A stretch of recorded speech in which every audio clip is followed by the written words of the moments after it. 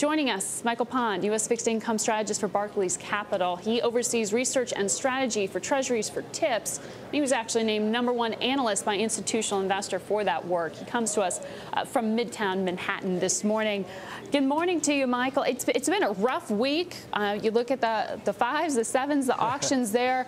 All of a sudden, equities are looking to Treasuries trying to figure out what's going on right now. What's your take? Well, it has indeed been an interesting week. We've had a pretty sharp rise in Treasuries. 10-year yields are at levels not seen since June of last year. On top of that, the 10-year swap spread moved negative for the first time since the early 80s, I believe. And it's happening at a significant time, so a number of people reading into this. Among them, former Federal Reserve Chairman Alan Greenspan. We had an exclusive interview with him today. I want you to listen to what he had to say and respond. It's the canary in the mine at this stage. The way I would look at it is the short-term outlook, and especially if the markets are working well, is one of increasing momentum. You can actually see it developing, very serious.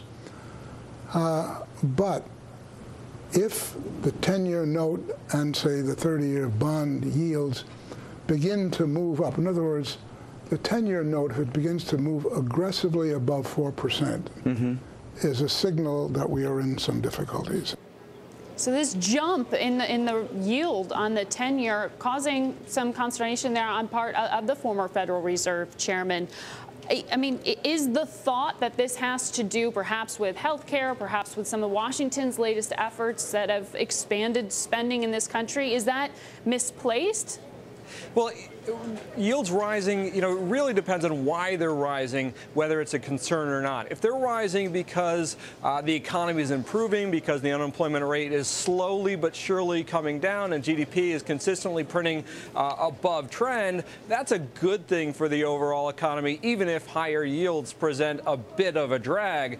However, if they're rising because of long-term sovereign risk concerns, under concerns that Congress won't eventually get the debt problem under control, that's a concern for the economy. And so we're seeing a bit of both. We are seeing data improving on a consistent basis, and we do think that will continue. But we're also seeing increased credit concerns on the U.S. government, and that's evident in negative swap spreads. Yeah, and the Federal Reserve Chairman said, investors are showing concern about federal debt. We haven't seen this kind of concern before. Talk to me, though, about who's not doing the buying. I mean, much has been made about the lack of Japanese participation in here, perhaps speculation that China's not as active as they have been in the past. Who's in here, who's not? Who do we need to be concerned about? Well, the auctions were indeed quite weak, and that's a sign of lack of foreign demand. We won't get confirmation of that until next month when the Treasury releases a bit more data on those auctions.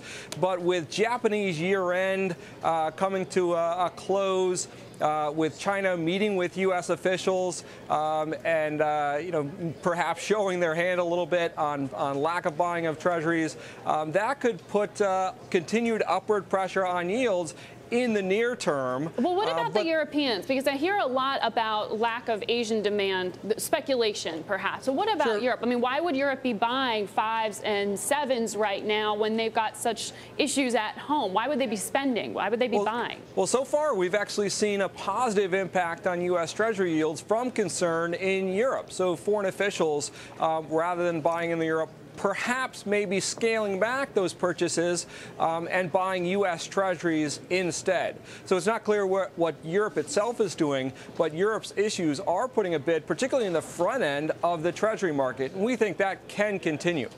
You think that can continue? All right. Thank you so much, Michael Pond, joining us this morning from Barclays.